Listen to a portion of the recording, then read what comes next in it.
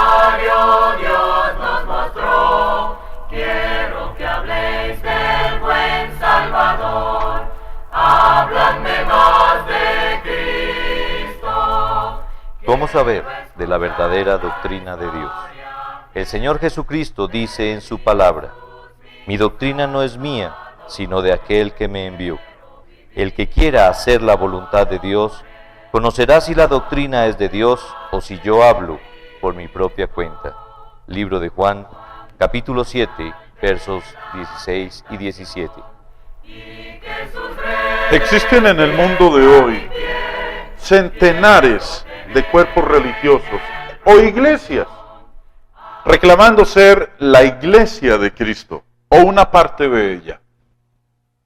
Es sabido de todos que estas iglesias difieren las unas de las otras, teniendo distintas creencias y prácticas. Por eso la pregunta: ¿estableció Cristo todas estas iglesias? Si todas ellas son de Él, ¿por qué no están de acuerdo? Y si Él estableció nada más una de ellas, ¿cuál es? La lección para hoy trata esta pregunta: ¿cuál iglesia edificó Cristo? Se oye mucho de que no importa de cuál iglesia sea uno miembro. Si es así, ¿por qué no juntarnos a todas ellas? Alguien dirá: eso no puede ser. ¿Por qué no? Si alguno puede juntarse a esta iglesia y otro a otra, ¿por qué no puede el primero juntarse a las dos iglesias?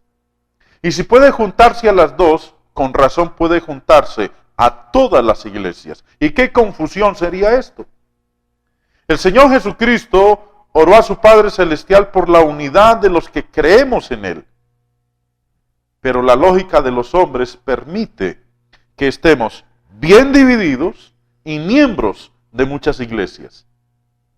Otra cosa: si no importa a cuál iglesia nos juntemos, entonces estas iglesias no tienen ningún valor, son inútiles y de ningún provecho para el hombre. Hay salvación fuera de todas estas, ¿y para qué propagarlas? ¿Puede alguno enseñarnos por qué sería justo que 400 hombres predicaran y practicaran cosas distintas religiosamente, y al mismo tiempo sería para no más uno de estos enseñar y practicar todas estas cosas distintas? Hoy mismo estarán predicando en la ciudad muchos predicadores sus sistemas y doctrinas distintos, y están contentos dando gracias a Dios de que haya tantas iglesias y diciendo que hay salvación en todas ellas. Pero si nada más uno de estos predicadores estuviera predicando todos estos sistemas y doctrinas contrarios al mismo tiempo, se declararía que el tal es un loco y un enfermo mental. Pero mis amigos, si es malo que no más uno enseñe cosas contrarias, también es malo que muchos lo hagan. Para contestar nuestra pregunta, ¿cuál iglesia edificó Cristo? Vamos a leer unos versículos del Nuevo Testamento. Dice el apóstol Pablo en Efesios capítulo 4, verso 4, que hay un cuerpo. Y a los Corintios escribió en 1 de Corintios 12, 20. Pero ahora son muchos los miembros, pero el cuerpo es uno solo. ¿Qué es este cuerpo que es uno? Nos dice Pablo que este cuerpo es la iglesia de Cristo. Dice en Colosenses 1:18, y Él es la cabeza del cuerpo, que es la iglesia. Hay no más un cuerpo, y ese cuerpo es la iglesia. Se sigue entonces que hay no más una iglesia de Cristo. Otra pregunta: ¿son las denominaciones ramas de esta iglesia que es de Cristo? Es decir, ¿no constituyen las muchas denominaciones este cuerpo? Muchos contestan que sí, citando estas palabras de Juan en el capítulo 15, verso 5. Yo soy la vid, vosotros los pámpanos.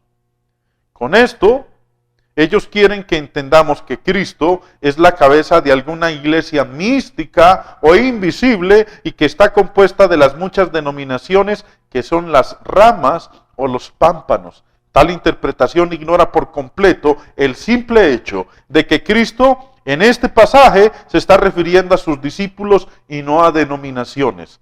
No había denominaciones en el tiempo de Cristo para que se refiriera a ellas. Las muchas denominaciones se originaron a este lado del siglo I.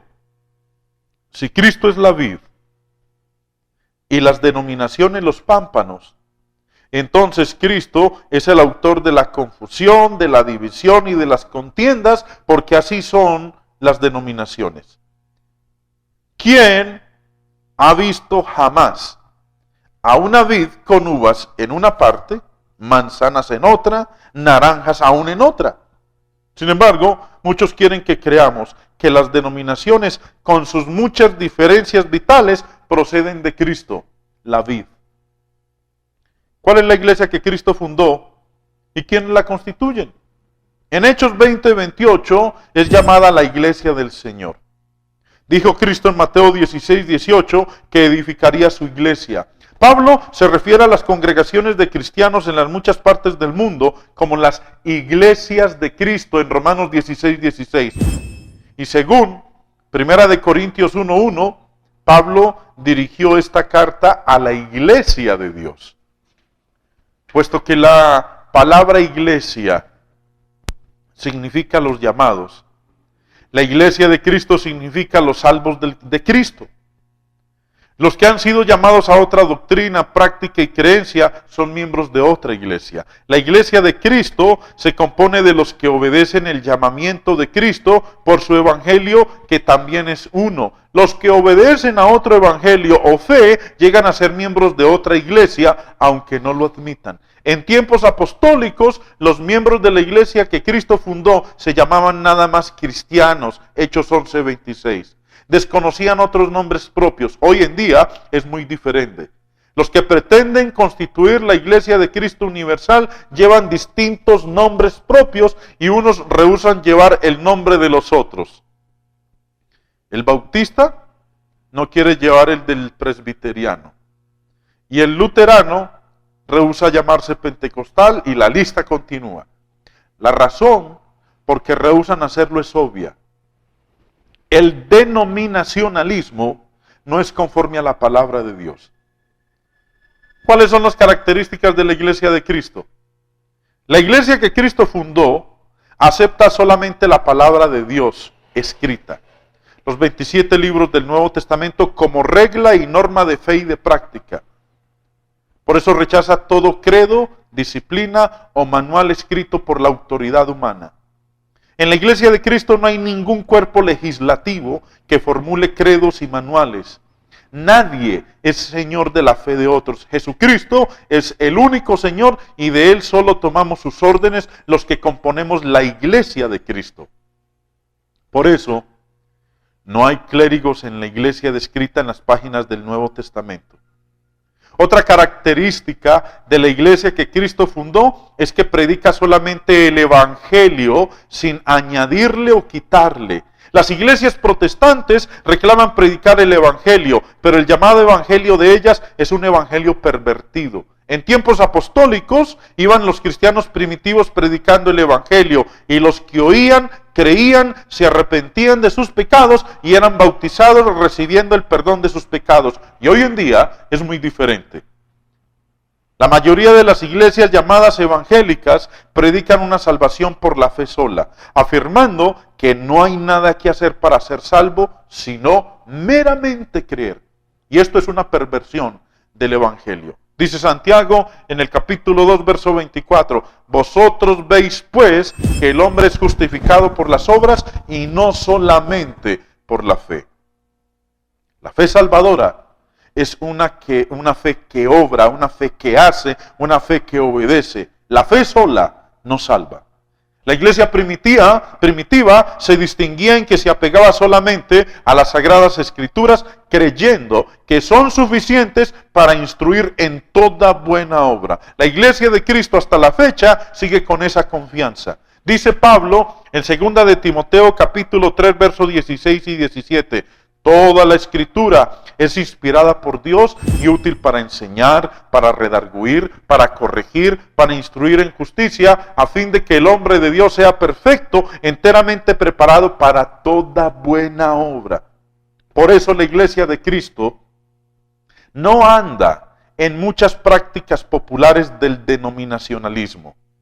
Puede algunos enseñarlos el ejemplo de la iglesia apostólica, llevando nombres humanos, haciendo credos y disciplinas aparte de las escrituras, haciendo uso de bailes y de fiestas para reunir dinero, tocando instrumentos musicales como órganos y pianos, formando sociedades y practicando el bautismo de niños y usando la aspersión como forma de bautismo. El más docto en las escrituras no puede hallar una sola de estas prácticas, pero ¿no tienen la mayoría de las iglesias modernas estas cosas? Sí, las tienen. Por eso no son la iglesia del Nuevo Testamento. En la iglesia del primer siglo, ningún predicador usaba el título de reverendo. Tampoco era llamado el pastor. Todo docto enseñado en las Escrituras sabe que las palabras anciano, pastor y obispo se refieren al mismo oficio, que es el oficio de los que gobiernan la congregación local y no a los predicadores. También saben estos doctos en las Escrituras que el término sacerdote se aplicaba a todo cristiano y no solamente a unos cuantos de algún supuesto clero. En tiempos apostólicos no había diferencia entre clero y seglares. Esos conceptos ni existían. Por eso, amigos, los invito a que consideren estas cosas y salgan del denominacionalismo.